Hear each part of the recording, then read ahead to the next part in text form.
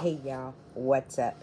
In today's video, I want to quickly run through some things that you really need to pay attention to when you are going to convert the Epson SureColor P5000. Again, I repeat, stop until you watch the video in its entirety.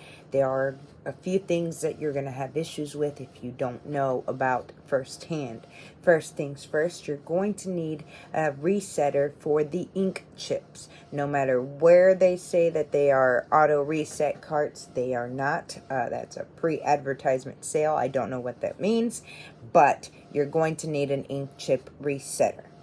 Now, for my P5000, I used the 4900 ink chip resetter and it worked out fine. Don't know how that happened, but you do it a couple of times, put it in, and it runs fabulous. It'll give you the Epson Epson non-genuine inks, blah, blah, blah. Second thing second, when you are setting up your printer, you want to choose LLK. You do not want to choose violet. Again, do not choose violet. You will have a very hard time trying to get it back. I had to reprogram the NV RAM. Thankfully, I had one for the 4900.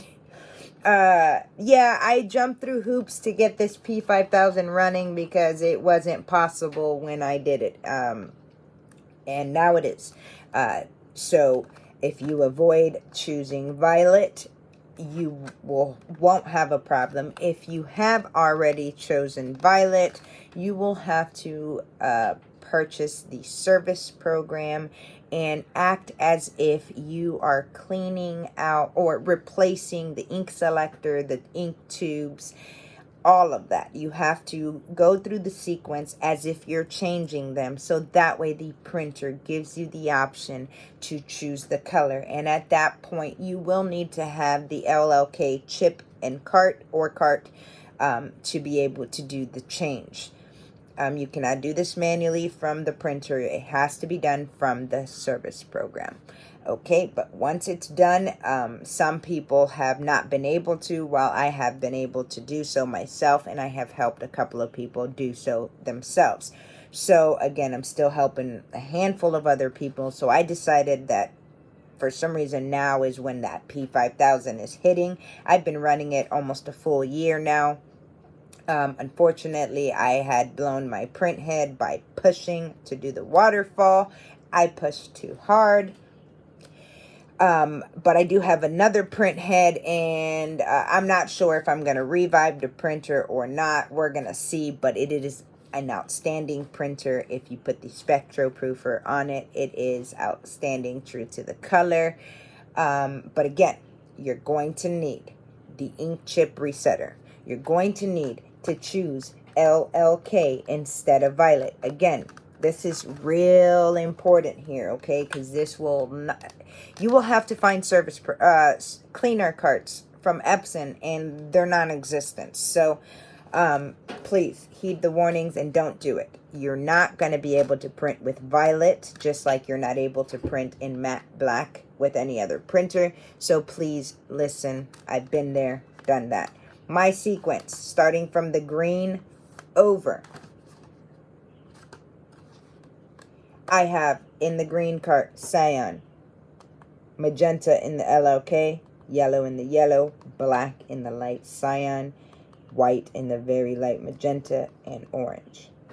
Now, I will say that cyan and orange clean together, yellow and very light magenta clean together, and LLC and light cyan clean together. So when you're doing nozzle cleans, they are in pairs.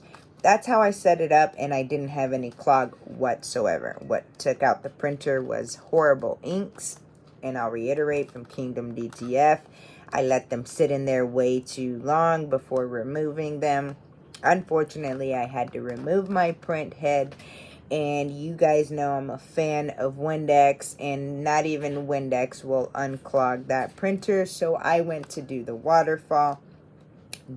did it too hard and busted straight through the bottom of the print head.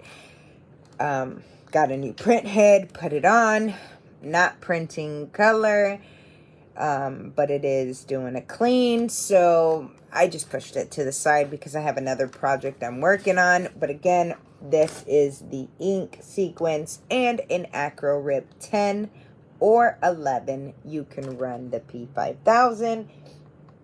Channels start from left to right on the program as well, so from green off over into the second bay off to the right. So this is how you would input your color code. I had this on this side, and on the other side I had fluorescent magenta, fluorescent yellow, and the fluorescent colors. Alright guys, I hope this video helps. Again, please choose the LLK and not violet. Also, make sure that you have an ink chip resetter because your carts are not auto reset. Trust me, I purchased quite a few. Also, you want an extra set of chips because it's been heard of that the chips, after so long, you're going to need a new set. Though I fully ran it. I went through rolls and rolls of film. 8 months total, and I didn't have an issue with having to change the chips. I did have an extra set, but never used them. So I sold them. Unfortunately, I sold the carts. I sold it all because I thought that I was done. However, I had a phone meeting, and I want to see if we can revive this. So again, most important part of my video, LLK chip resetter. Also, the maintenance tank resetter for the 4900 will work on the P5000 maintenance tank. If you want to avoid having to clean the maintenance tank out, I suggest plugging in a hose into the spigot where the maintenance tank plugs into, and make a hole through the maintenance tank so that you don't have to clean anything out and it's spilling out, and you can still pull the cart to reset the chip. Okay guys, again, reiterate my video, what's most important, LLK. Do not, I repeat, do not choose violet. You cannot print from any software with violet but Epson software. Alright guys, thanks for watching. Good luck converting your printer. You have a workhorse on your hands. So welcome